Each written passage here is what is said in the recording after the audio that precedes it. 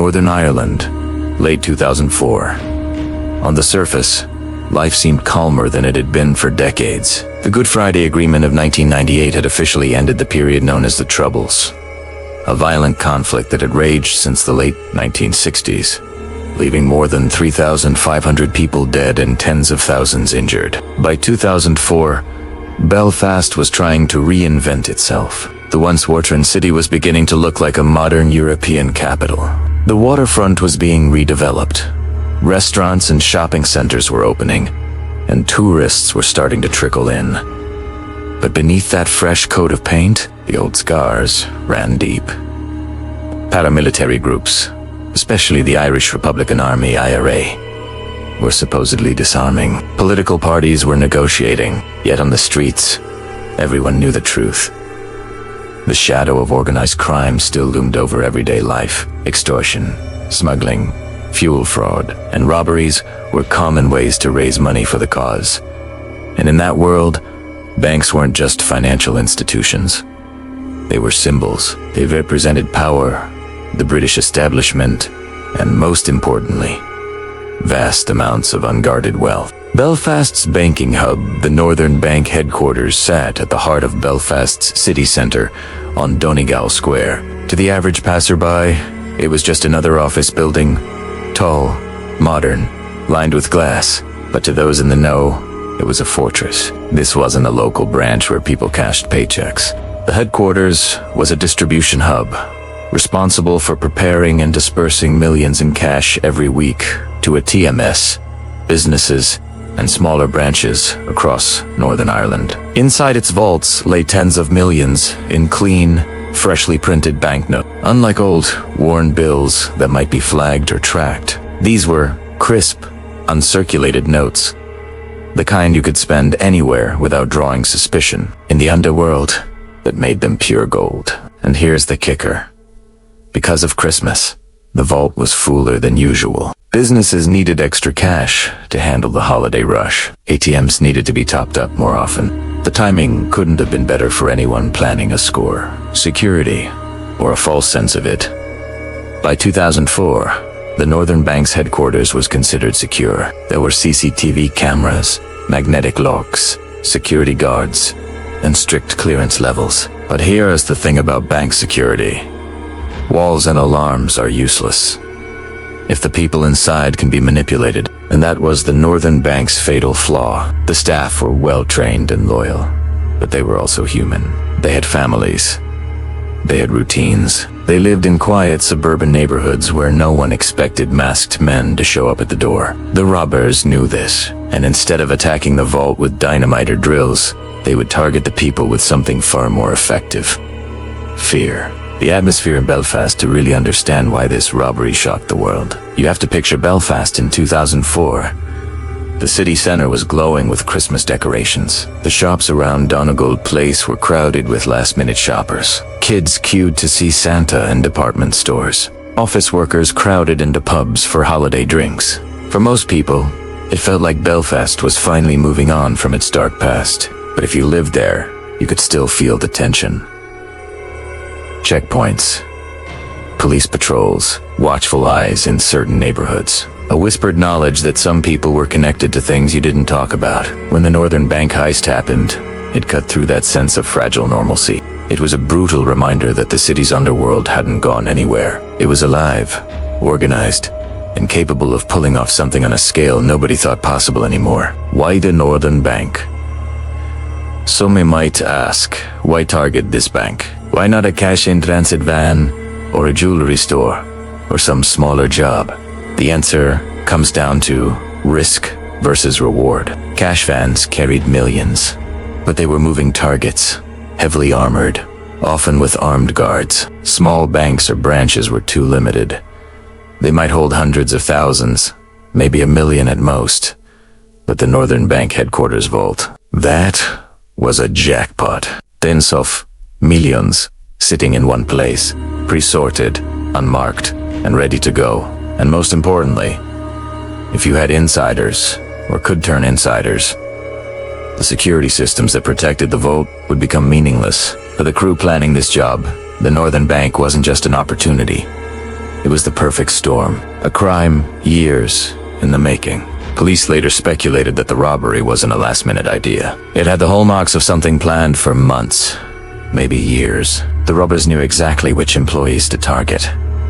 They knew where those employees lived. They knew the structure of the vault, the timing of shifts, even when the largest stockpile of money would be inside. This wasn't a spur-of-the-moment grab. This was surgical precision, and in Belfast, there were only a few organizations capable of mounting something like that, which is why, when the dust settled, all eyes would turn to the same suspect, the IRA.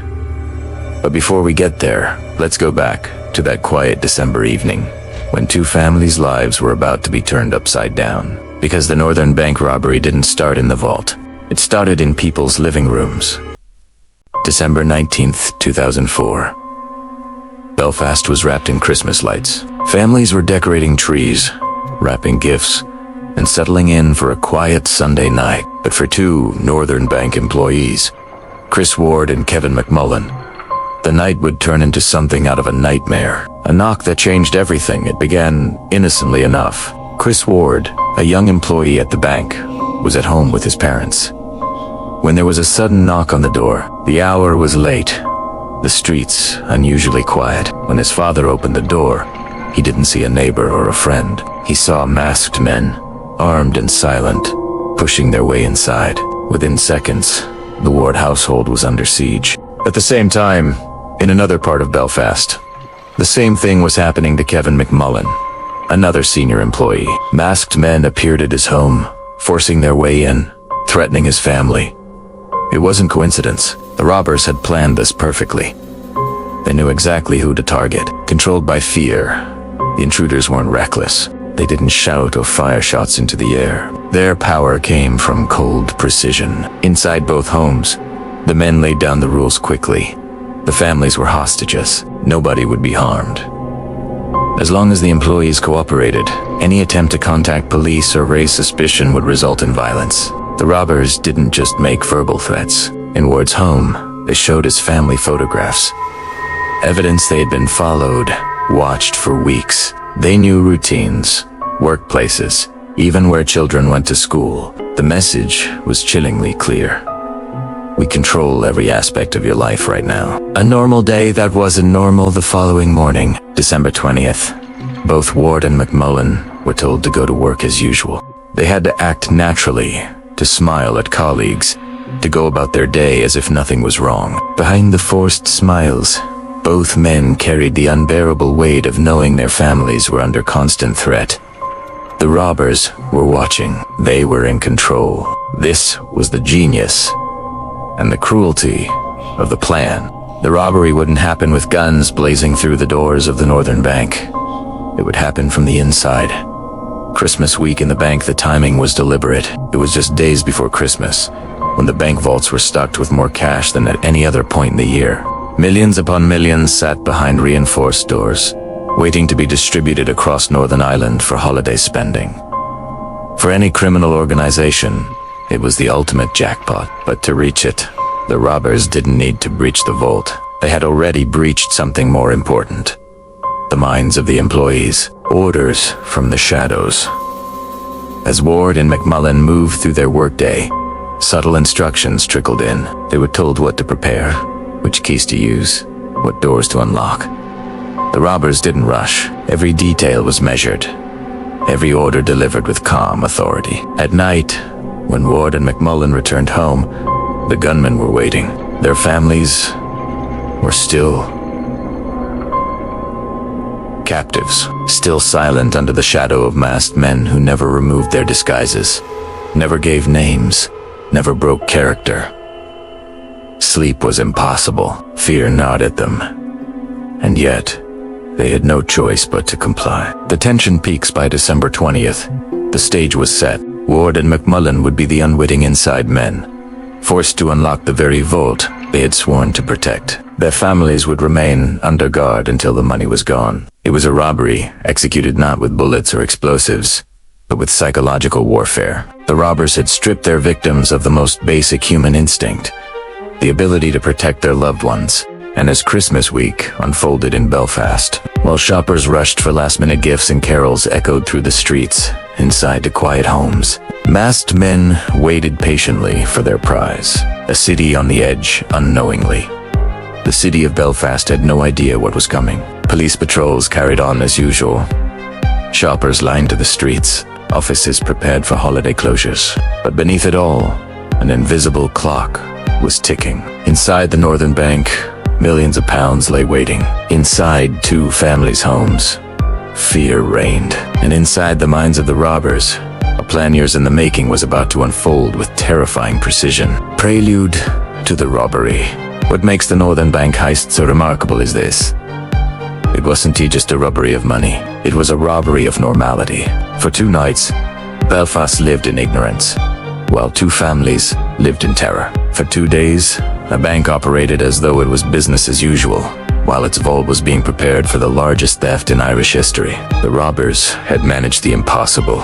They controlled employees without ever stepping into the bank during working hours. They neutralized the human element without firing a shot. They created an environment where fear was stronger than any lock, alarm, or CCTV camera. On December 20th, 2004, the world didn't, the jet, no AT, but the first domino of a $50 million heist had just been tipped, and soon, everything would collapse.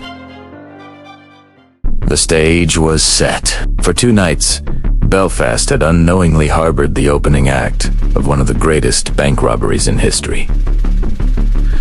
2 families held hostage, 2 bank employees turned into unwilling accomplices, and a team of masked, disciplined men watching every move from the shadows. Now, the spotlight shifted to the bank itself. December 20th, 2004.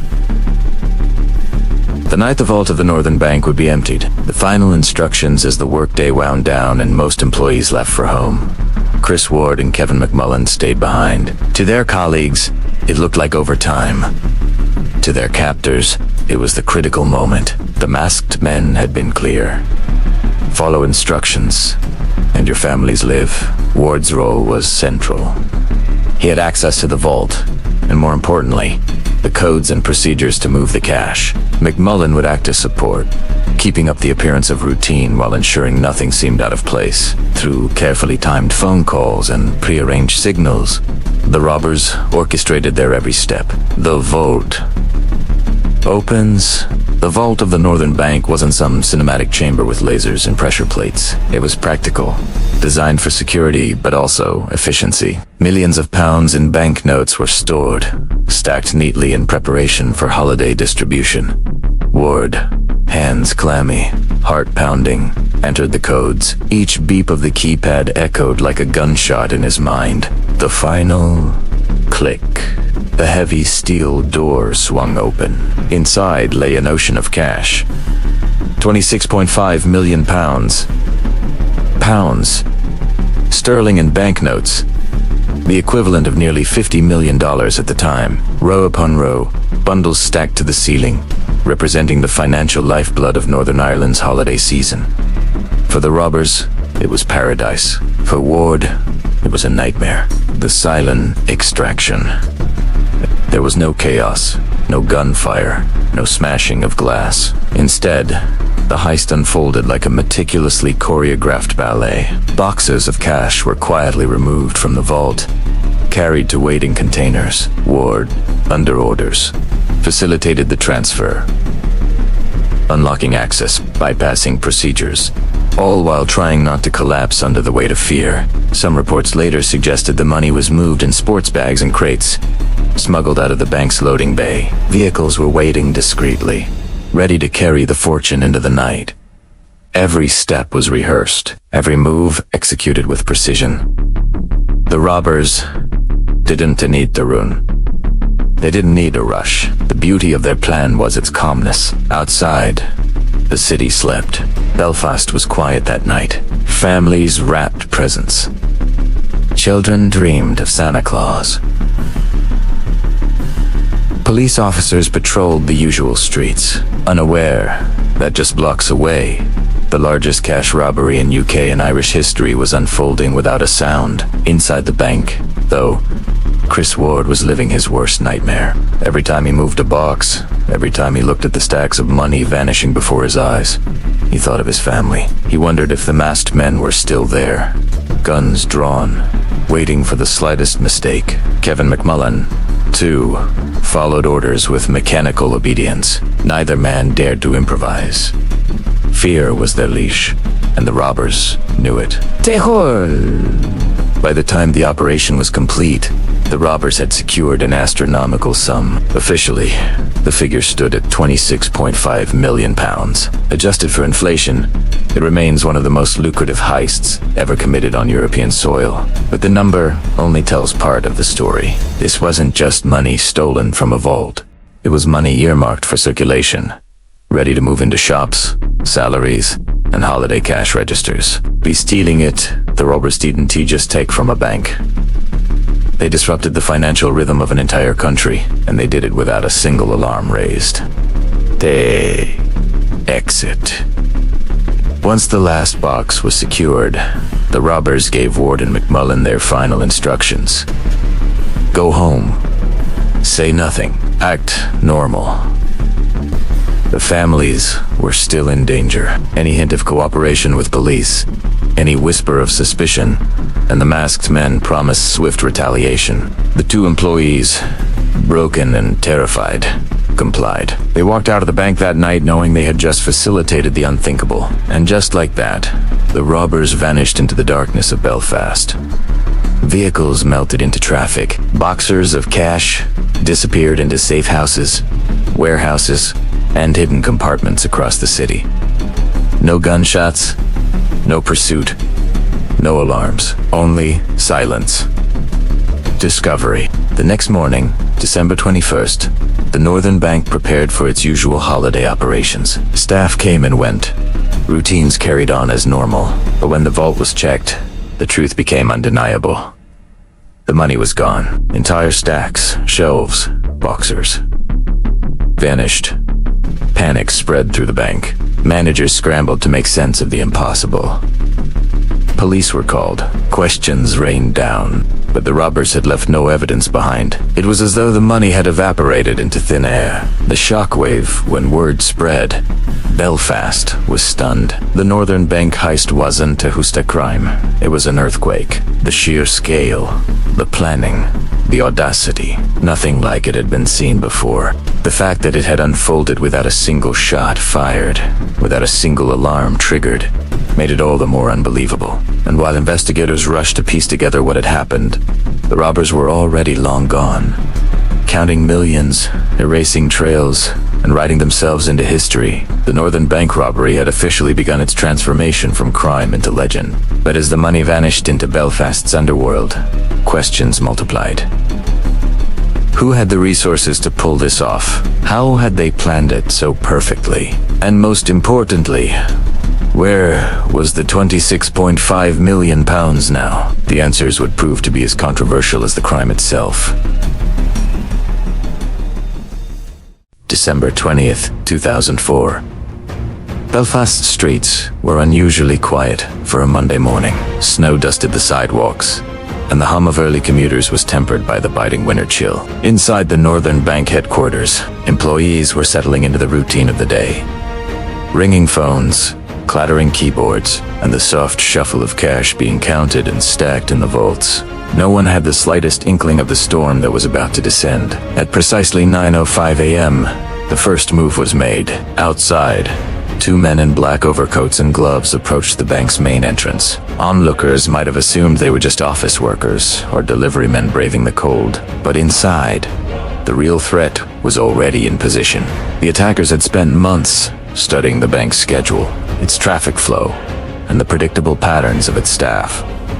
Timing wasn't just important, it was everything. The attackers had prepared meticulously for every contingency. Each member had a defined role. The muscle, the negotiators, the transporters, the observers, radios, earpieces, and silent hand signals ensured that no word was spoken unnecessarily. The plan was designed to unfold like clockwork. Swift, calculated, and utterly ruthless. Inside the bank, chaos erupted within seconds. A pair of masked men emerged from the lobby, brandishing imitation firearms. The display was enough to freeze staff in place. No shots were fired. The goal wasn't to harm, but to intimidate and control. Employees were quickly herded into a corner, hands raised, as the robbers barked commands with practiced authority. Their training was evident in every move. Calm, precise, and utterly unflappable under pressure. Meanwhile, in the vault room, the real work began. The gang had bypassed multiple security protocols, thanks to intelligence gathered during months of surveillance and inside knowledge. They knew which doors would lock automatically, which alarm sensors could be triggered by pressure, and how long it would take for backup systems to engage. Within minutes, they had neutralized these obstacles and were inside, confronted by mountains of cash stacked in neat bundles. A staggering fortune awaiting removal. Outside, additional team members maintained perimeter control.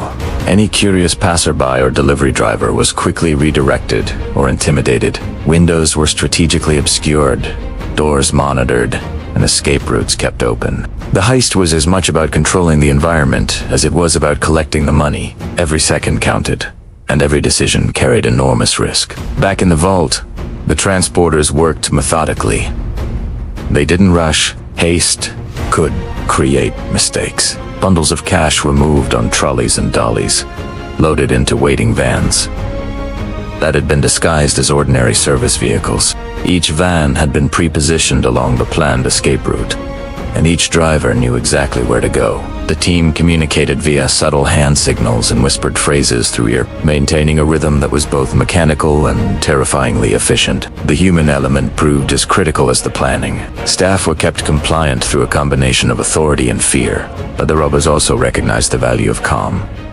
Panic could lead to alarms, mistakes, or resistance. One member monitored employees' reactions, adjusting commands and tone to maintain control without escalating violence. The psychological mastery on display was as chilling as the physical precision. Minutes ticked by, yet to the outside observer, it might have seemed like mere chaos. But within the bank's walls, every movement was choreographed. No errors were made. The team had rehearsed multiple scenarios, from alarm triggers to unexpected staff actions, and each contingency was accounted for. Even as adrenaline surged, the criminals moved like surgeons performing a delicate operation. By 9:45 a.m., the bulk of the cash had been removed. Boxers were sealed, counted, and loaded into vehicles with astonishing efficiency. The vault was left largely intact, giving the illusion that operations continued normally. And then, as suddenly as it began, the heist concluded. The robbers exited, blending into the city streets, coats dusted with snow, masks removed, and vehicles melted into the urban landscape. Within 10 minutes, Belfast police received the first reports. A robbery had occurred, but no one had been harmed, no shots fired, and the scale of the theft was staggering. By the time the bank's staff could regain composure and assess the damage, £26.5 million, equivalent to approximately $50 million, had vanished. The audacity and precision of the operation stunned everyone, from the local authorities to the national media. What set this robbery apart wasn't just the amount stolen. It was the orchestration, months of surveillance, careful selection of personnel, psychological control of employees, and flawless execution had allowed the criminals to achieve what many considered impossible. For the people of Northern Ireland, the Northern Bank Robbery became a defining moment, a blend of fear, fascination, and disbelief. By the end of the day, the city was gripped by rumors. Who had done it?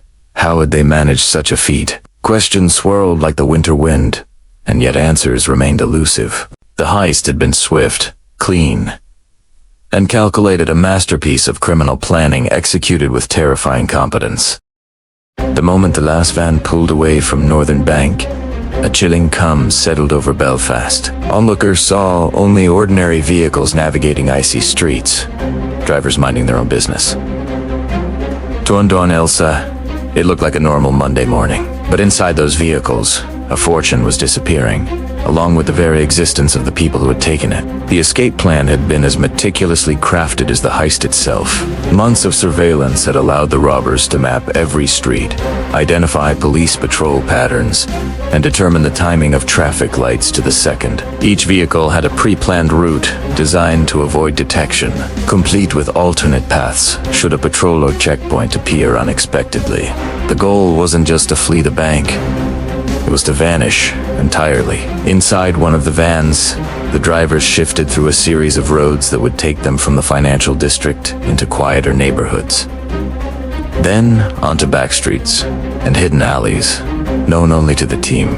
Each turn was deliberate, each stop brief. They weren't just running from the scene, they were erasing themselves from the map. Meanwhile, the coordinators on foot acted as spotters, blending into the cities, keeping watch for police units, news crews, or curious pedestrians. Their job was simple: report any obstacles, redirect vehicles, and ensure the convoy never drew attention.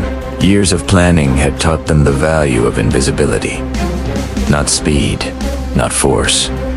Stealth was the ultimate weapon. By 10:15 a.m., the convoy had reached the first transfer point. Vans pulled into nondescript garages and warehouses, the cast carefully unloaded into smaller, unmarked vehicles. Each transfer was a ballet of precision. Every bundle accounted for, every vehicle dealt. This was the stage of the operation where mistakes could unravel everything. Yet, despite the pressure, the crew moved with uncanny coordination. No bags were dropped, no doors were left open, no eyes caught their movements. Outside, Belfast was waking up. People went about their lives, oblivious to the unfolding drama. Snow was melting on the pavements, shops opened, children trudged to school, and through it all, the largest bank robbery in Northern Irish history quietly continued its final act. The robbers had prepared for contingencies. If a police roadblock appeared, they would switch vehicles, change uniforms, and even alter their routes.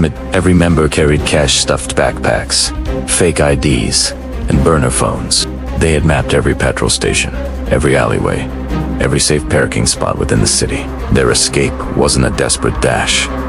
It was a carefully rehearsed disappearance act. By noon, the cash had been moved out of the immediate vicinity of Belfast. The larger problem, where to hide £26.5 million, had been anticipated long before the heist. Safe houses dotted the city, each stocked with temporary supplies, food, clothing, and fuel for vehicles. Drivers were rotated, disguises changed, and communication maintained only through encrypted channels. No single person had the full picture, minimizing risk if someone were caught. But invisibility required more than logistics. It demanded nerves of steel.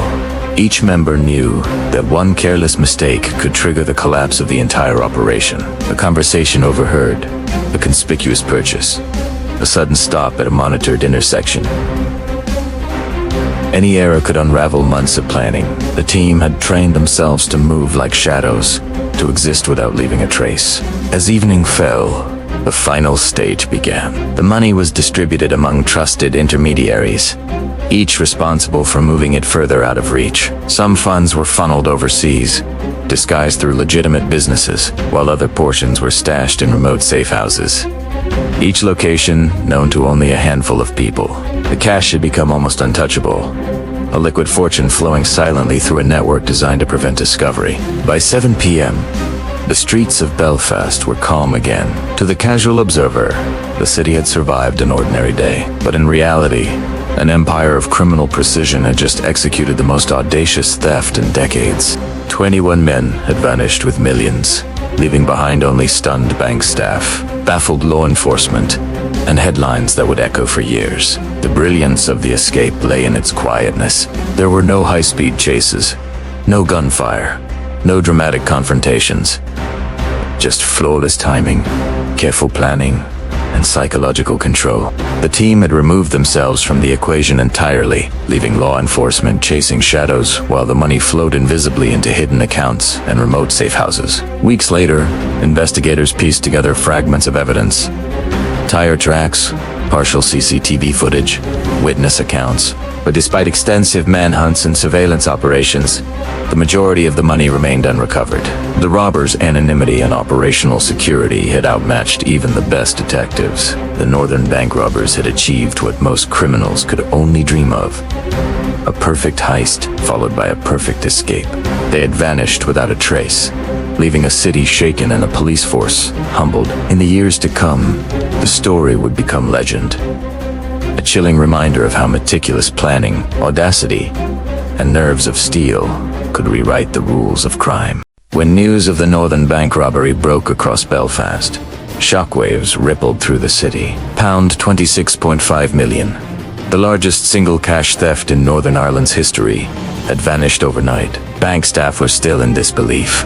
Locals were whispering, and law enforcement scrambled to comprehend the scale of the operation. But the reality was even more astounding. The robbers had left almost no evidence behind. The first officers on the scene arrived to find the bank eerily quiet. Vault doors intact, alarms untouched, no forced entry. It was a crime scene unlike any they had encountered. Detectives examined the premises with a fine-tooth comb. Fingerprints, DNA samples, and security footage were collected.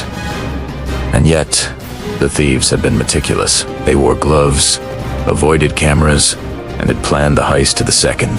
The Royal Ulster Constabulary Ruck quickly realized that conventional investigative methods wouldn't suffice. This wasn't a smash-and-grab or a bungled robbery. It was an operation orchestrated with military precision. Every lead pointed to careful preparation, local knowledge, and an extraordinary understanding of law enforcement patterns. Whoever did this had thought of everything. And yet, there was one crucial advantage. People make mistakes. Investigators began reconstructing the heist timeline. Using eyewitness accounts and partial CCTV footage, they established the movement of vehicles and personnel. They noted every unusual transaction, every suspicious vehicle spotted near the bank in the months leading up to the theft. Analysts cross-referenced phone records, rental agreements, and local businesses, looking for patterns that could hint at the criminals' identities. Meanwhile, financial experts examined the mechanics of money movement. How could £26.5 million disappear so cleanly? The robbers had planned their exit with astonishing foresight. The money was divided into multiple caches, distributed through trusted intermediaries, and funneled into safe accounts. Tracking it required not just detective work, but financial forensics of the highest order. Every lead, however, seemed to vanish into thin air. Witnesses provided conflicting accounts. Surveillance footage was inconclusive, and no single piece of evidence tied a suspect to the crime. Even when investigators identified potential accomplices, they found dead ends. False alibis, and layers of deception carefully engineered by the robbers. Months turned into years, and yet the investigation continued. Scotland Yard and international law enforcement agencies joined the effort. Interpol issued notices, tracing the possibility of funds moving overseas. Analysts studied every angle: family ties, criminal histories, and even local gangs that might have been involved. The scale of the operation suggested a well-funded, organized network, but nothing concrete emerged. Public pressure mounted. The media dubbed the robbers ghosts of Belfast, praising their audacity while criticizing law enforcement's inability to act. Residents speculated endlessly. Had they escaped the country? Were they hiding in plain sight, living normal lives while spending fortunes they hadn't earned? The story captivated the public imagination, turning the investigation into a high-profile case with national attention. Investigators never stopped, but it soon became evident that the Northern Bank heist was unlike any other. Every mistake the police expected. Fingerprints left behind, telltale behavioral slips, simply didn't exist. The robbers' operational security rivaled military strategy. Their planning had accounted for surveillance, roadblocks, witness accounts, and even forensic analysis. Every potential vulnerability had been mitigated. Yet, as in every high-stakes crime, the smallest errors eventually surfaced. Years later, investigators uncovered traces of communications and small transactions that hinted at some of the participants' identities, but the bulk of the stolen cash had already changed hands multiple times, making recovery nearly impossible. Even with the identification of certain suspects, the trail often went cold, leaving authorities frustrated and the majority of the fortune unaccounted for. The Northern Bank Robbery investigation would become a benchmark for law enforcement training. A case study in how meticulous planning, patience, and audacity could outsmart even the most experienced officers. It highlighted the limits of traditional policing when faced with criminals who treat a heist as a full-scale military operation rather than a simple crime. Through it all, one fact remained clear. The Northern Bank robbers had demonstrated not only audacity, but an understanding of human and institutional behavior. So advanced that they had redefined what it meant to commit the perfect heist. And while law enforcement continued to search for answers, the robbers themselves had vanished into the shadows, leaving behind only speculation, empty vaults, and a city forever changed by one audacious act. By the time the dust settled over Belfast, the Northern Bank heist had become more than a crime. It was a defining moment in the city's history. The scale, audacity, and precision of the robbery left an indelible mark on law enforcement, financial institutions, and the public imagination. While authorities scrambled to piece together clues, the reality was stark. £26.5 million had vanished, and most of it would never be recovered. Inside the bank, the immediate aftermath was chaotic. Staff were interviewed repeatedly. Security procedures were overhauled, and management faced intense scrutiny from both government regulators and the public.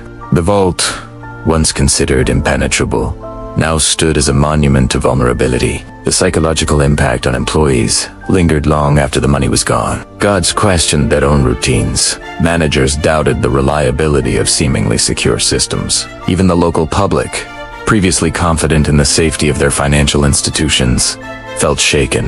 Outside, the city buzzed with speculation. Residents debated the identity of the robbers. Were they professional criminals, skilled enough to execute such a complex plan without a hitch? Or were they insiders, employees, or contractors who had quietly observed every security loophole? Rumors swirled about connections to organized crime networks. Yet concrete evidence remained elusive. The Northern Bank heist became a story told in hushed tones, a mixture of admiration, fear, and disbelief. Political ramifications soon followed. Northern Ireland was still navigating its complex post-conflict landscape, and the audacity of the robbery became a point of national concern. Questions were raised about security protocols, law enforcement coordination, and the role of insider knowledge in facilitating high-profile crimes. Politicians demanded accountability. Law enforcement agencies promised reforms, but the reality was clear. The perfect crime had already been executed, and the perpetrators were likely long gone. In the weeks and months after the robbery, small traces of activity surfaced. Investigators identified a handful of suspects who appeared to be living beyond their means, suddenly acquiring properties, cars, and other assets that drew attention.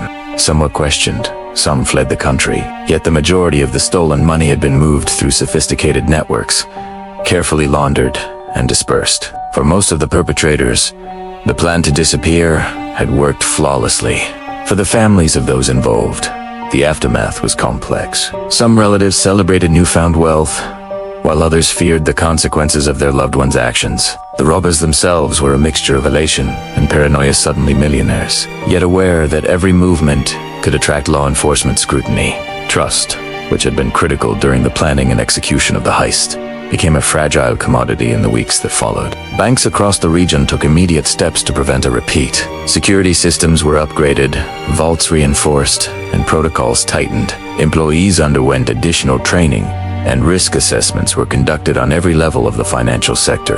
The Northern Bank itself faced intense public pressure, forcing management to justify lapses and implement measures that would make future robberies significantly more difficult. Yet for the public, the story of the Northern Bank robbery became a legend, a mix of fear and fascination. It wasn't just about money, it was about audacity, intelligence, and the seemingly impossible.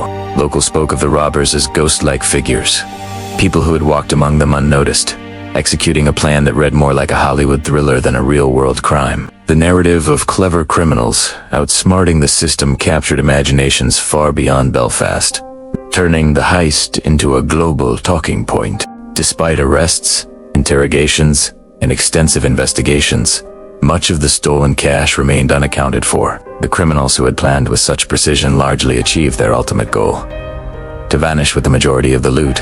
Law enforcement agencies, while gaining valuable lessons in investigation, were left with a sense of unfinished business, a mystery that, in many ways, may never be fully solved. Years later, the Northern Bank Robbery still resonates. Crime analysts study it for its flawless planning and execution. Historians recount it as a turning point in modern heist methodology. And for the few who successfully absconded with fortunes, the heist became a testament to ambition, cunning, and the extraordinary risks some are willing to take for life-changing reward. In the end, the Northern Bank Robbery left a city changed, a financial system scrutinized, and a story that continues to captivate. It remains a powerful reminder.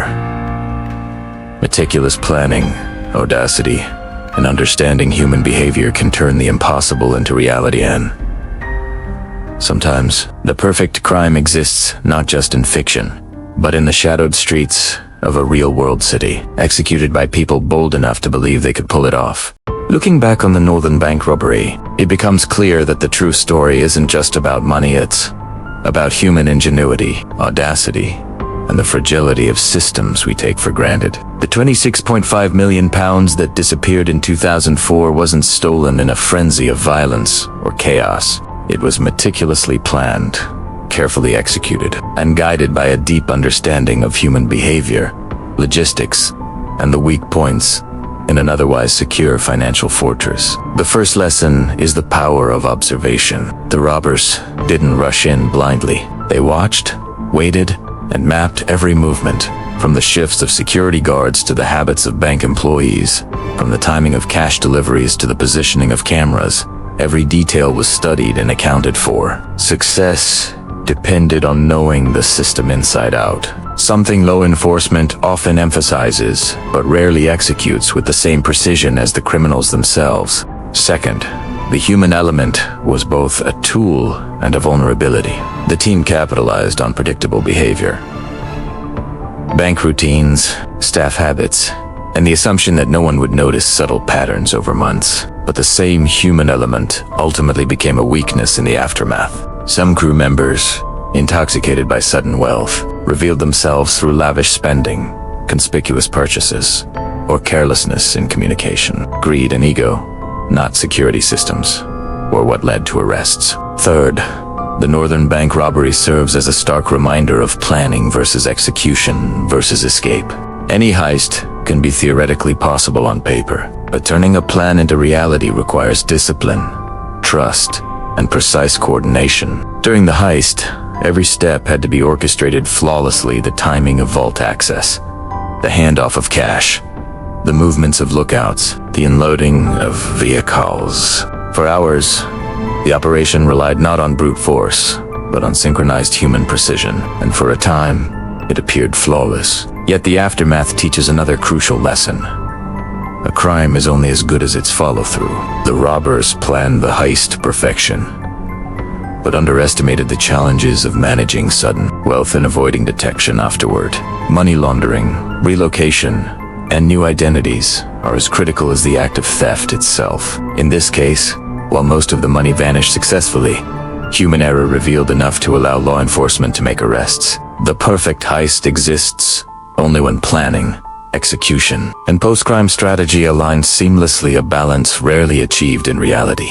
Another reflection is on the psychology of fear and control. The Northern Bank Robbery created a profound sense of vulnerability, not just for the financial institution, but for the public who trusted the system. People realized that even the most secure vaults and sophisticated alarms could be circumvented by cleverness, patience, and audacity. This kind of psychological impact lasts far longer than the stolen cash itself. Fear, fascination, and awe combined to make the heist legendary. From a criminal perspective, the operation highlights the importance of trust. The crew's success relied entirely on the ability to depend on one another without hesitation. Every digger, driver, and lookout had to execute their role perfectly.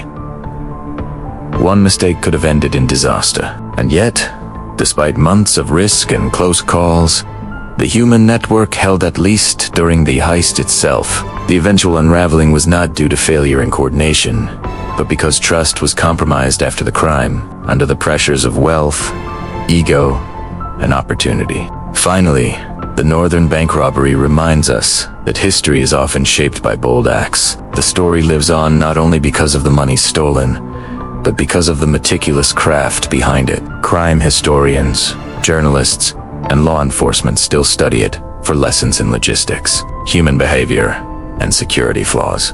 And for the public, it is a narrative of audacity, tension, and the allure of the impossible story where ordinary people dared to dream extraordinarily. In the end, the Northern Bank Robbery isn't just a cautionary tale. It's a mirror to human ambition, a study of risk and reward, and a testament to what can be accomplished with patience, intelligence, and courage bordering on recklessness. The £26.5 million may have vanished, but the lessons endure. In planning, execution, and the delicate art of disappearing with the prize, the robbers left an indelible mark on the world of high-stakes crime. For law enforcement, banks, and aspiring strategists alike, the Northern Bank heist continues to resonate. A masterclass in planning, a warning of human frailty, and a narrative that proves reality can be stranger and more audacious than fiction. The Northern Bank Robbery didn't just steal millions, it stole the illusion of invincibility. For weeks, the streets of Belfast whispered rumors of daring, precision, and audacity. People couldn't stop asking, how did it happen? Who could pull off such a perfect operation? And where did the money go? As we close this chapter, one thing is clear. This heist wasn't about brute force. It was about intelligence, patience, and meticulous planning. It was about understanding people, systems, and timing in ways that law enforcement often struggles to anticipate. It's a story of human ambition at its most audacious and its most fragile. A team of ordinary people became legends for a moment in history because they dared to imagine the impossible. But the Northern Bank Robbery also serves as a cautionary tale. No matter how careful, how brilliant, or how disciplined the plan, human error, greed, and ego can unravel even the most sophisticated operation. And for every crew member who escaped the law, there are lessons left behind, lessons that continue to shape security, strategy, and the study of criminal behavior to this day. If you've been captivated by the story of how £26.5 million vanished in broad daylight, imagine what other audacious heists are waiting to be uncovered. From diamond heists to bank tunnels, from disguised thieves to perfect escapes, the world of criminal ingenuity is full of stories stranger than fiction. So, if you want to dive deeper into the minds of history's most daring criminals, understand the secrets behind their plans, and explore heists that defied imagination, hit subscribe now. Turn on notifications, because next week, we'll uncover another audacious crime that shook the world and challenged everything law enforcement thought they knew.